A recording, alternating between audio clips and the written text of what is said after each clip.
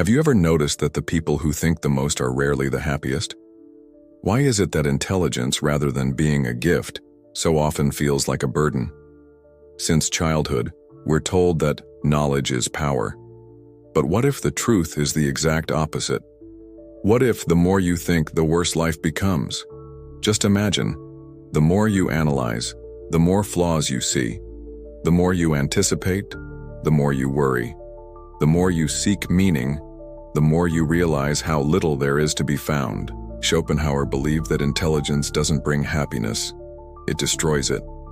When left unchecked, thinking doesn't bring us peace, it only brings suffering. But why? Why does this ability that sets us apart from all other living beings, our capacity to think deeply, so often lead us toward despair, not joy? And even more importantly, is there an escape from this mental labyrinth?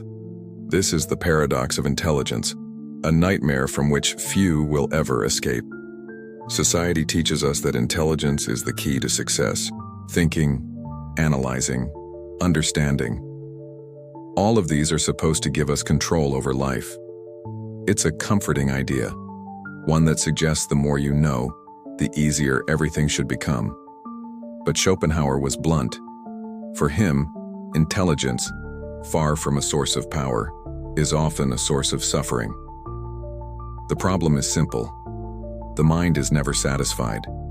The moment it solves one problem, it creates another.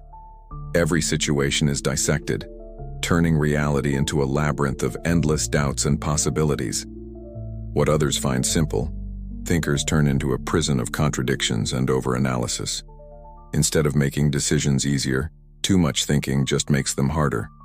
The intelligent person drowns in countless options, while the impulsive decide quickly.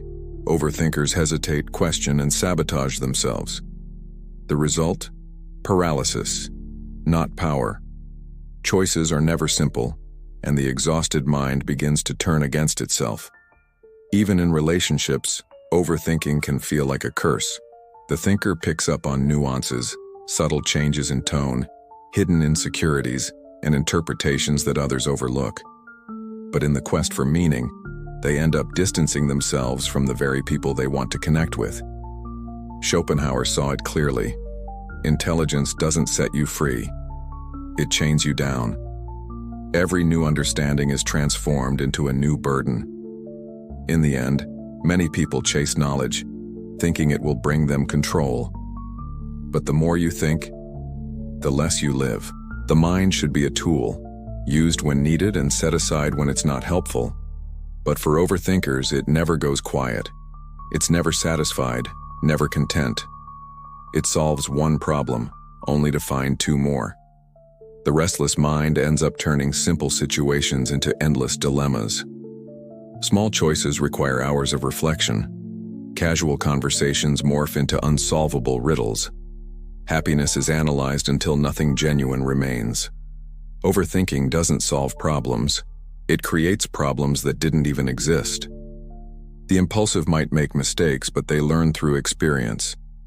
The thinker tries to predict and perfect everything before acting, and often ends up frozen. That's how intelligence can become a prison. Everything seems controllable, but in reality, the thinker locks themselves in a cell of doubt and uncertainty.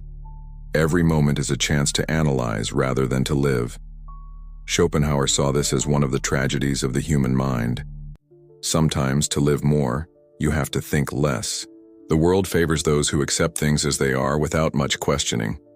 Most people flow through life guided by instinct, routine, and inherited beliefs, and find a kind of peace in this conformity. But the thinker won't accept anything at face value. They notice details, question everything, point out flaws that others simply ignore. Deep awareness is a kind of suffering. It reveals beauty, but it also exposes ugliness, paradox, and inevitable failure. The thinker can never just enjoy the moment. Happiness becomes a fragile crystal. Relationships, puzzling webs of imperfection. Simple pleasures lose their flavor. It goes even further. They can't look at society without seeing manipulation, hypocrisy, and the repetition of history. Progress begins to look like a thin mask. Behind it, everything stays the same. While others ignore this reality, the thinker can't close their eyes to it. This excess of perception leads to emotional exhaustion. It's not just the weight of knowing, but the inability to turn it off. The mind absorbs everything, whether it wants to or not, until rest becomes impossible. Schopenhauer saw this burden as the true curse of intelligence, constant awareness that doesn't set us free, but instead traps us. The paradox is profound. The more the thinker understands, the more they doubt, doubting themselves, the world, even their own feelings. While others act without hesitation, the thinker hesitates even to smile, calculating the effect of every word, gesture, or emotion. Extreme self-awareness is both a strength and a trap. It allows growth, but it can suffocate. This self-questioning infiltrates every aspect of life. The mind not only analyzes the world, it analyzes itself. It asks how it's seen, how it's understood, how it'll be remembered. What should be natural turns into calculation and performance. Even joy becomes analysis. Even laughter is something to be explained. This deepens the break with the world. The thinker feels that nobody perceives reality as they do. Conversations become superficial. Thoughts must be filtered to avoid sounding strange. They feel surrounded but distant. The desire isn't to be superior. It's to find genuine connection, a real meeting of minds. Because that's so rare, silence remains. The search for truth becomes obsession. The thinker deconstructs everything: religion, tradition, purpose, meaning. What seems solid crumbles under analysis. They discover that meaning is not always found, it's invented. And when they see that, it's almost impossible to truly believe in anything again. Intelligence then brings its own existential restlessness.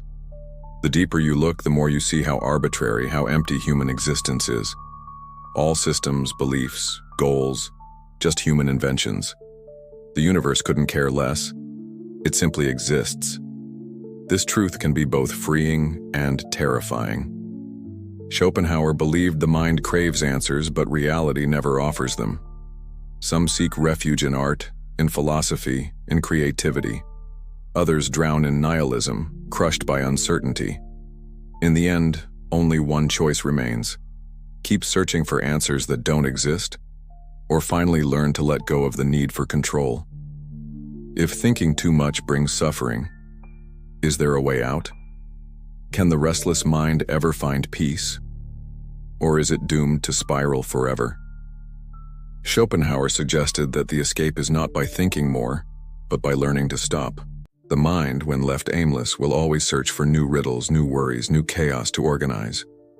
But at some point, the thinker must decide: continue forever down the path of doubt, or simply stop. The secret lies in detachment, not ignorance.